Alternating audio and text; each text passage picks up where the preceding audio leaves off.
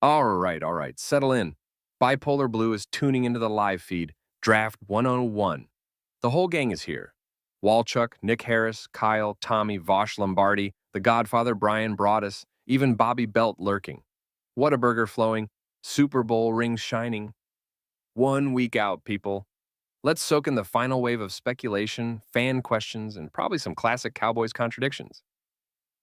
Before we kick this off, if this final countdown has your stomach in knots, if you showed up for this live draft cram session energy, hit that like button.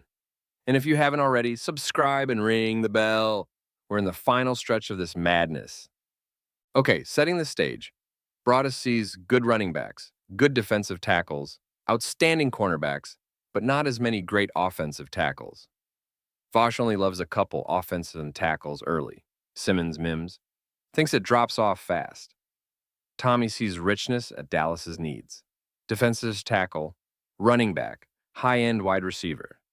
Kyle notes the quarterback uncertainty. No clear top guys locked in, which could cause chaos or trades. Okay. General agreement the draft has pockets of strength, but maybe not elite top-end talent everywhere. Jaylen Walker. Talk. Nick thinks he could fall to 12. The panel debates. Linebacker, edge, too small, too versatile.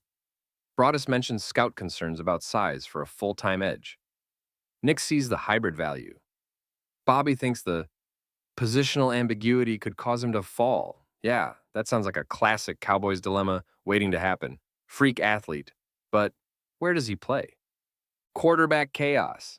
Kyle brings up the possibility of guys like Dart or Shuck climbing, maybe Milrow sneaking into the first. Broaddus thinks teams might trade back into the late first for that fifth-year option.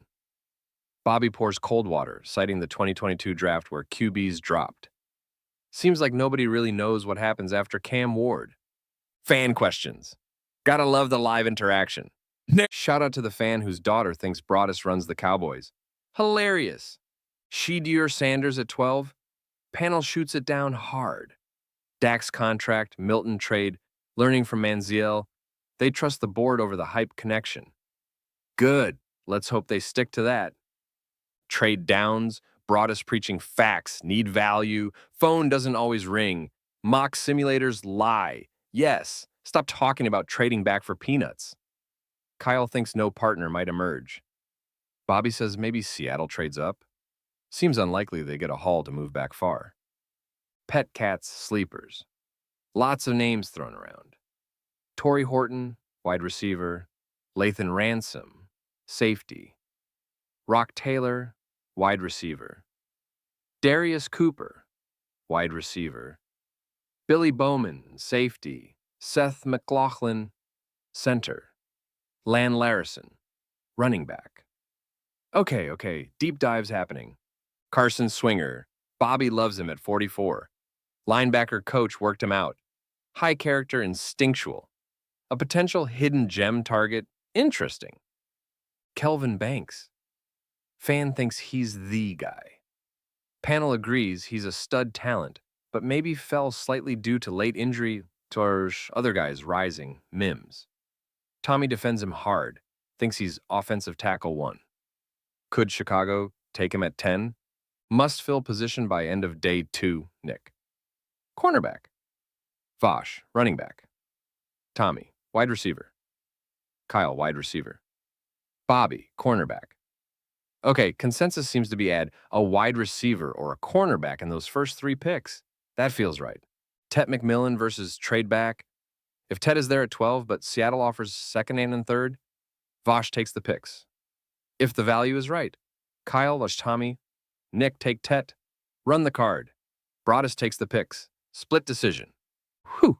Okay, lots of ground covered, lots of fan interaction, panel pretty aligned on needs and the draft's overall shape. So, the Bipolar Blue final prediction, soaking in this specific live vibe, the must-fill consensus was heavy on wide receiver and cornerback. The panel, mostly, agrees Tet McMillan is a stud worth taking at 12 if available.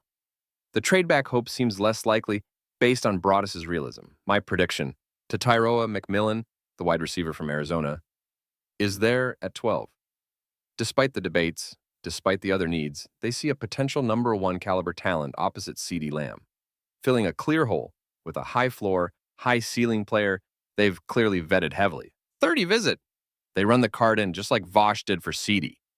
Mark it down. Tet McMillan at 12. That's the Bipolar Blue guarantee. What did you think of the Draft 101 takes? Who should they take at 12? Let me know your final week predictions. Bipolar Blue out.